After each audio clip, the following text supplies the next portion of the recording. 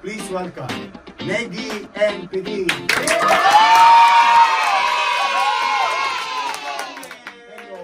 Halimbawa, Yorme, walang asawa, libre ka. Tapos medyo umuulan. Tapos malamig ang simoy ng hangin at medyo nakainom ka. Ano ba ang pipiliin mo? Yung pechay na may sakit o yung puwet na may tupay?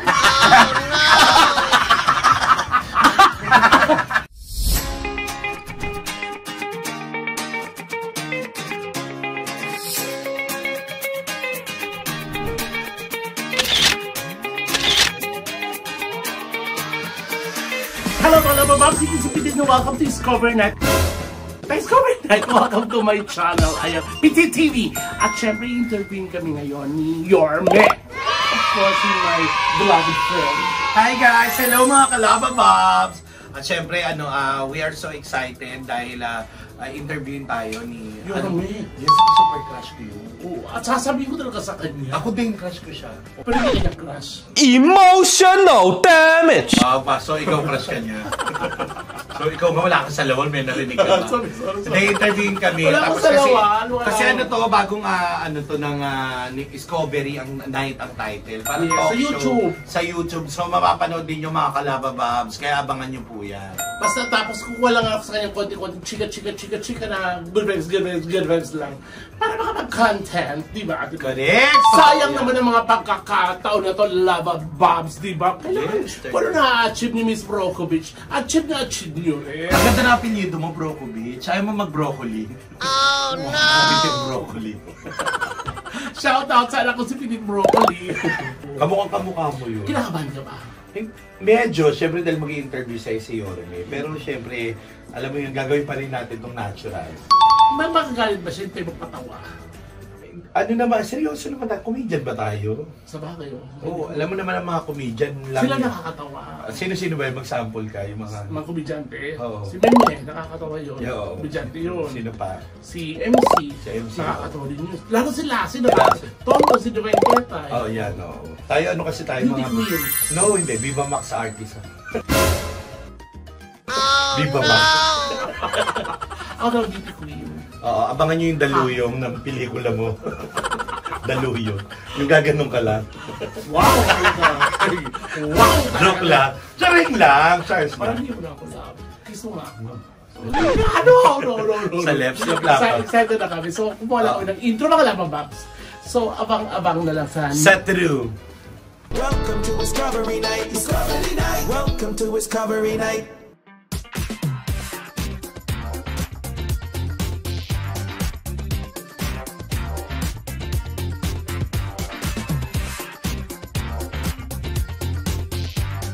Mga Rema, magandang gabi at welcome na naman sa isang puwelang kwentuhan dito sa inyong paboritong late night tambayan.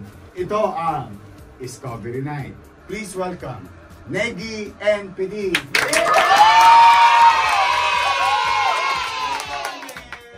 Yorme! My ultimate crush! Hindi. Oo nga.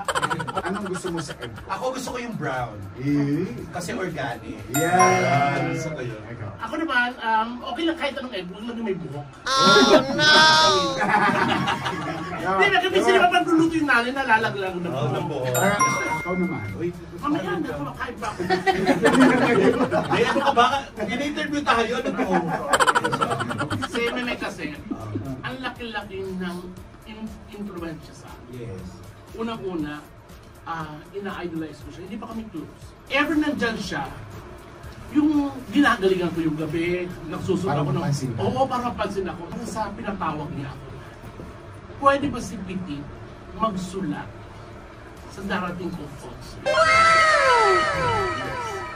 So ginawa ko, nagsulat ako ng tatlo. Lahat yung na-aprobahan. Sasabi niya, isasama kita sa mundo. Sama ka sa mga. Hindi. Alam ko naman na Siyempre sinama. Pero may tanong ako bago may ikaw ba kumagat dito? Ala, ano kagat eh?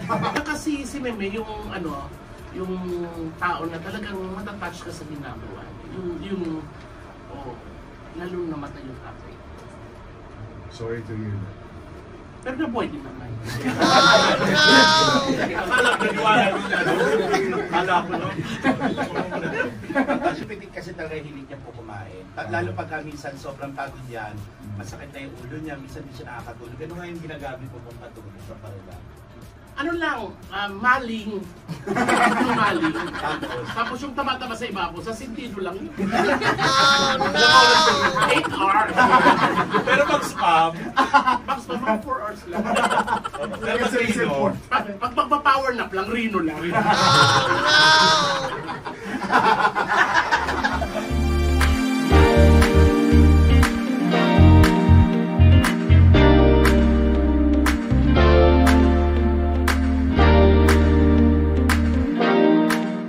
Ayan, tapos na si Yorme sa content kasama. So, pero masyadong makukontent pero wala. Ayun yun, I'd like to take this opportunity magpasalamat. Thank you so very much. I love you. Thank you sa inyo.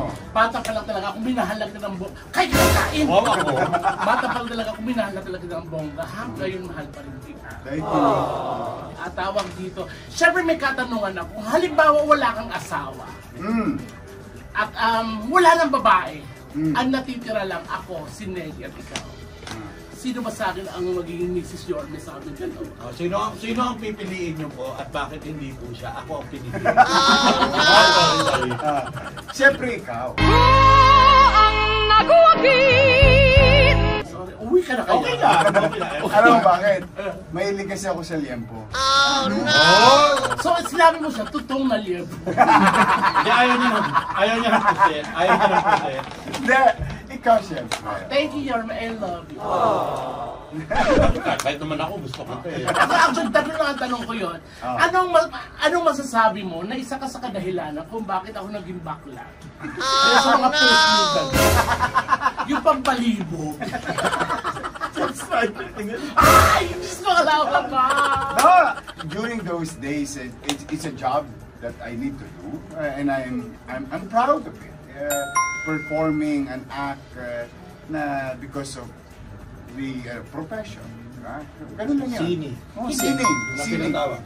Sining. Isa lang yun. Kung I hope I bakit- did not offend anyone Yes, yes. during those time. But it was, ano naman, decente naman siya tinrate. It's just that you have to do what you have to do. And I'm happy na marami nag-enjoy at that time. Okay. Kasi isa lang yun eh. Sama ka dyan sa'yo, Yorme, kung eto gumanon, may manunood pa nun. Kaduwal-duwal. Hindi, kasi si Yorme, unang-una makikita mo sa mukha na mabuting tao. Iba kasi yung mabait sa mabuting tao. Yung pagiging mabait, pwede mong maaral yun. Pero yung pagiging mabuting tao, hindi yung maaral. Pero ang hindi mo lang talaga maaral, yung mag-kick ng ganito. Oo, so it really radiates Sige nga, makita nga. sa personality niya. At saka yung talagang in-idol siya ng mga bakla. Pinanta siya, in-idol, minahal, diba? So, Kasi wala rin naman akong prejudice sa mga bading, sa mga tomboy. With all honesty, I've worked, played, dealt, lived with gays and lesbian, especially in showbiz. So I saw their struggle. Kasi ang mga bading, ang daming struggle sa buhay. Usually love life, tapos abuse. Abuse ng partners. And they are not being taken care seriously by some people. So parang, teka, I think it's unfair because they're human beings. It's just that yun ang preference sila sa buhay. But they're good in their field of undertaking. So yun ang lagi kong sinasabi. Kahit in terms of nung nabigyan ako ng chance in leadership, sa Maynila talaga, pinilit ko yan as a matter of policy. Sa Maynila, walang mahirap, walang mayaman, walang middle class, walang bakla, walang tomboy, walang lalaki. Lahat pantay-pantay. If you do what you have to do and accept from it, I will recognize and give you credit. So kaya ako lagi, okay lang ako, yung preference mo is preference mo. What matters most to me is your ability to do your task. Kaya love na love ka ng LG. mahal na mahal ka namin. Thank you. Kaya nga ako, sorry. Akala ko lamesa. Sorry na. Parelax kasi. Ang sarap kasi pakinggan. Ikaw, kung may tatanong kayo, ano pa rin tatanong? Ako gusto ko lang itanong kay Yorme na kung may pagkakataon na na may umibig po sa inyo na kagaya namin. Okay lang po ba sa inyo? Ay, why not naman? Kasi it's normal to be appreciated by anybody, no? And I don't mind. No? Ako naman kasi hindi mo ibig sabihin umibig ka, ibig na ako. But I will not treat them differently because crush ka nila or treat them differently because gusto ka nila. Di ba? Wala lang. Di ba sabi nga yung love begets love, respect begets respect. So, di ba? I appreciate it, but it doesn't mean you have to, engage. It's just that, okay, that's nice. Buti crush mo ko. Sige, alaga, baklaan tayo. Yung laro, play time ba? O, yung make them feel that they're, okay, what you're feeling is normal because you are a human being. You have heart, you have emotion, and that is normal na magkagusto kasi sa tao, whether it is babae o lalaki or kapwa mo bading o kapwa mo tomboy, di ba? It doesn't matter kasi yung sabihin it shows your humanity. May emotion ka. Ang taray, no? May alam sa humanity, wala ka alam. Psychology student ka nga pala. Chemist ka pa. Eto, may isang tanong lang ako na gusto kong masagot to. Akala ko Isang, pangatlo to, dapat mag-isip pa ng isang bonggang-bonggang tanong mo. Eto gusto kong sasagot nito, si Yorme talaga. Eh siya yung makausap na siya. Sino ba yung makikita? Bukas sa Thursday. Hindi, pero bago ang lahat, para matawa yung mga kaano mo, try mo naman gumanito. Try mo naman. Wala pa naman ako shorts makapat. Pinakanda ako talaga to. Yorme, nakanda ko na talaga ako. Halimbawa, Yorme, walang asawa, as libre ka. Tapos medyo umuulan. Tapos malamig ang simoy ng hangin at medyo nakainom ka. Ano ba ang pipiliin mo? Yung pechay na may sakit o yung puwet na may tupay?